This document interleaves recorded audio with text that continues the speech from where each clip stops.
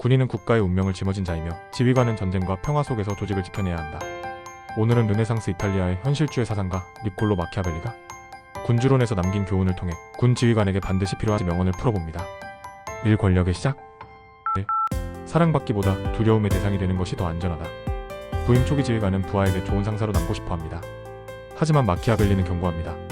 사랑은 감정에 기대기에 쉽게 사라지고 두려움은 제도와 규율로 유지되기에 오래간다는 것입니다. 부대 내 기강을 세우려면 지휘관은 최소한의 두려움을 주어야 합니다. 단 증오는 절대 금물입니다. 증오받는 지휘관은 위기 순간 부하의 방관과 배신을 맞습니다. 존경과 두려움을 동시에 주는 지도자, 그것이 진짜 강한 지휘관입니다. 신의가 국가의 생존을 해치면 지키지 말라. 마키아벨리는 신의를 무조건 버리라고 하지 않았습니다. 국가와 군의 생존이 걸린 상황에서 약속을 지키면 파멸하는 경우에는 신의를 지키지 않아도 된다고 말했습니다. 하지만 동시에 외형은 반드시 신에 있는 사람처럼 보여야 합니다. 지휘관에게 필요한 건 현실적 유연성과 외형적 신뢰의 병행입니다. 즉, 내부적으로는 상황에 맞게 원칙을 조정하되 부하와 국민이 느끼기에는 일관성과 신뢰가 유지되어야 한다는 것입니다. 3. 사자는 힘, 여우는 꾀. 지휘관은 둘 다 필요하다. 사자는 힘으로 적을 제압하지만 함정은 보지 못합니다. 여우는 함정을 간파하지만 늑대를 물리치지 못합니다. 지휘관은 힘과 꾀, 두 가지를 모두 갖춰야 합니다. 힘은 군대의 본질이지만 꾀가 없다면 적의 기만과 술수에 넘어갑니다. 현대전은 더욱 그렇습니다. 심리전, 정보전, 외교전 모두 지휘관의 레퍼토리에 포함되어야 합니다. 4. 외부의 적보다 내부의 무능을 두려워하라. 지휘관은 항상 외부 적을 경계하지만 실제로 부대를 무너뜨리는 건 내부의 무능입니다. 무능한 참모, 책임 회피하는 간부, 훈련 부족은 외부 적보다 더 치명적입니다. 따라서 지휘관의 첫 임무는 내부를 정비하고 무능을 제거하는 것입니다. 내부 역량이 갖춰지지 않으면 외부 적을 맞서기도 전에 부대는 이미 패배한 것입니다. 민중의 호의는 기회다. 새 지휘관은 새 군주와 같습니다. 부하들은 전임 지휘관에게 불만을 품고 있을 수 있고 새로운 지휘관에게 기대와 호의를 보냅니다.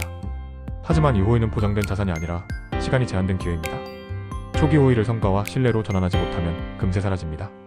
따라서 지휘관은 부임 초반 공정성과 성과로 신뢰를 굳혀야 합니다. 이치배의 기술. 6. 지휘관은 부하의 증오와 경멸을 피해야 한다. 부하는 상관을 두려워할 수는 있지만 증오하면 언제든 반발합니다. 경멸하면 겉으로는 따르는 척하다가 뒤에서 지휘관을 속입니다. 따라서 지휘관은 절대 증오와 경멸을 사지 말아야 합니다. 엄정하되 불공정하지 말고 결단하되 변덕스럽지 말아야 합니다. 7. 병사들은 아버지의 죽음보다 재산 상실을 오래 기억한다. 병사들에게 있어서 재산, 즉 생활적 권리급여, 수당, 휴가는 생명과도 같습니다. 아버지의 죽음은 시간이 지나면 치유되지만 재산을 빼앗긴 기억은 오래 남습니다. 따라서 지휘관은 절대 병사의 권리를 함부로 건드려서는 안 됩니다. 생활적 기반을 지켜주는 것이 곧 충성을 확보하는 길입니다. 8. 후함보다 인색함이 낫다. 지휘관이 후하다는 평판을 유지하려면 결국 부하에게 과도한 부담을 줘야 합니다. 이는 곧 증오를 불러옵니다. 차라리 인색하다는 평판을 받더라도 부하에게 불필요한 부담을 지우지 않는 편이 낫습니다. 후함은 잠깐의 인기를 얻지만 인색함은 오히려 장기적으로 신뢰를 유지하게 합니다. 9. 충성은 필요할 때만 존재한다. 부하들의 충성은 절대적이지 않습니다. 필요할 때만 충성하며 상황이 바뀌면 언제든 변할 수 있습니다. 따라서 지휘관은 충성을 당연하게 여기지 말고 끊임없이 조건을 만들어가야 합니다. 보상, 교육, 승진, 인정이 모든 것이 충성을 유지하는 조건입니다. 10. 지휘관은 경멸당하지 말아야 한다. 경멸은 부하가 지휘관을 가볍게 여기는 것입니다. 경멸당하는 지휘관은 어떤 명령도 통하지 않습니다. 우유부단, 변덕, 소심함, 경박함은 지휘관을 경멸받게 만듭니다. 반대로 결단력, 중후함, 강인함은 지휘관을 존중하게 만듭니다. 경멸당하지 않는 것이 곧 권위를 지키는 길입니다. 3위기와 결단. 11. 운명을 탓하지 말고 통제하라. 지휘관은 항상 상황을 탓하기 쉽습니다. 하지만 마키아벨리는 운명을 탓하지 말고 통제할 방법을 찾아야 한다고 강조했습니다. 운명은 준비된 자의 편입니다. 지휘관은 언제나 불리한 상황 속에서도 통제할 수 있는 방법을 모색해야 합니다. 12. 평시 준비가 전시 승리를 만든다. 평시의 훈련과 학습은 전시의 생존을 보장합니다. 지형을 익히고 역사적 사례를 분석하며 부하들을 단련하는 것이 곧 전투의 승리로 이어집니다. 준비 없는 지휘관은 전시의 혼란을 견딜 수 없습니다. 13. 필요하다면 잔혹하되 반드시 단번에. 지휘관이 질서를 세우기 위해 불가피하게 잔혹한 조치를 해야 할 때가 있습니다. 그럴 땐 반드시 단번에 끝내야 합니다. 오래 끌면 부하의 증오만 키울 뿐입니다. 일시적이고 공익을 위한 잔혹은 정당화되지만 장기적이고 불필요한 잔혹은 지휘관을 파멸시킵니다. 14. 전쟁은 미루면 불리한 때 맞는다. 지휘관은 전쟁이나 작전을 미루면 유리해진다고 생각하기 쉽습니다. 하지만 실제로는 적에게 시간을 주는 것입니다. 위협은 조기에 차단하는 것이 최선입니다. 지휘관은 미루지 않고 선제적으로 행동해야 합니다. 15. 운명은 과감한 자의 편이다. 우유부단한 지휘관은 기회를 놓칩니다. 전쟁은 본질적으로 위험을 동반합니다. 위험을 회피하려는 순간 지휘관은 이미 패배한 것입니다. 과감한 자만이 운명의 편에 설 수 있습니다. 4군 사력의 본질. 16. 좋은 법은 좋은 군대에서 나온다. 마키아벨리는 국가의 법과 제도가 군사력에 의해 지탱된다고 보았습니다. 법률은 아무리 훌륭해도 군사력이 없으면 종이 위의 글자에 불과합니다. 군이 강할 때 법은 권위를 가질 수 있고 군이 약하면 법은 조롱당합니다. 군 지휘관에게 교훈은 명확합니다. 부대의 규율과 제도는 병사들의 전투력에 받쳐줄 때만 살아 움직입니다. 따라서 지휘관은 법과 제도를 강조하기 전에 먼저 부대의 군사적 역량을 확보해야 합니다. 17. 용병을 믿지 말라.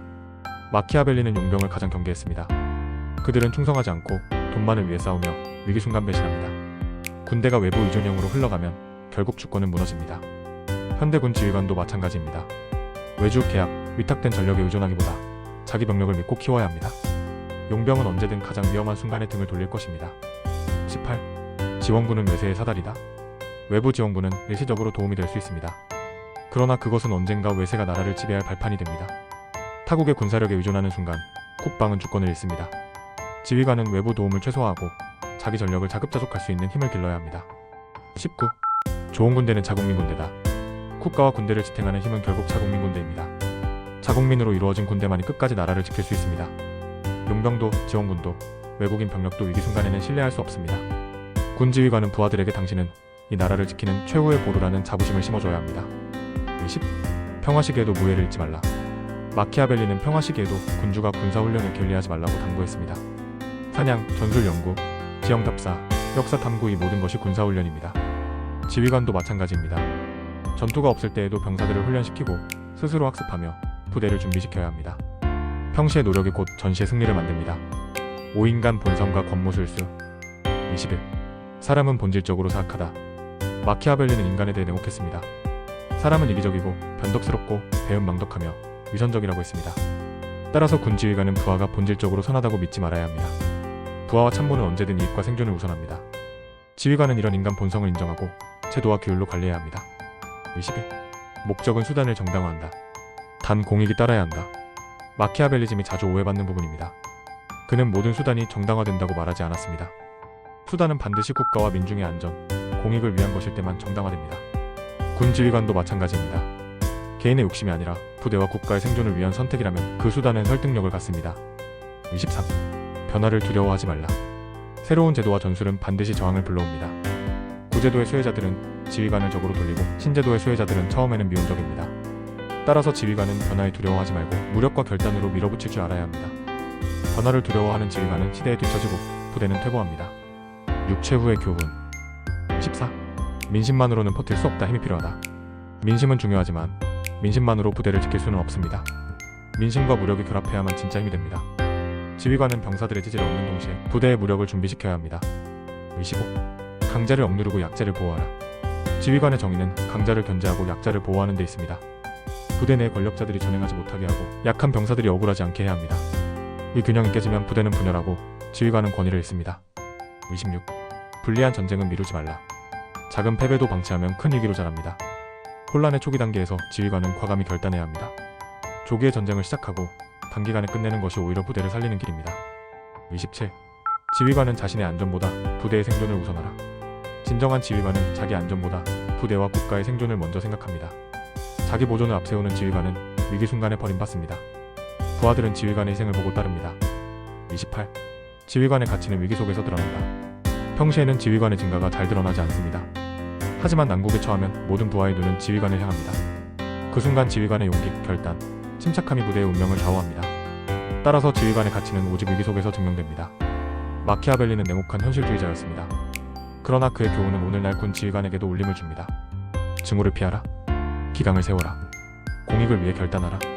이 세 가지는 시대를 넘어 지휘관이 지켜야 할 불변의 원칙입니다. 마키아벨리의 명언을 끝까지 들어주셔서 감사합니다. 좋아요와 구독, 알림 설정으로 함께 해주세요.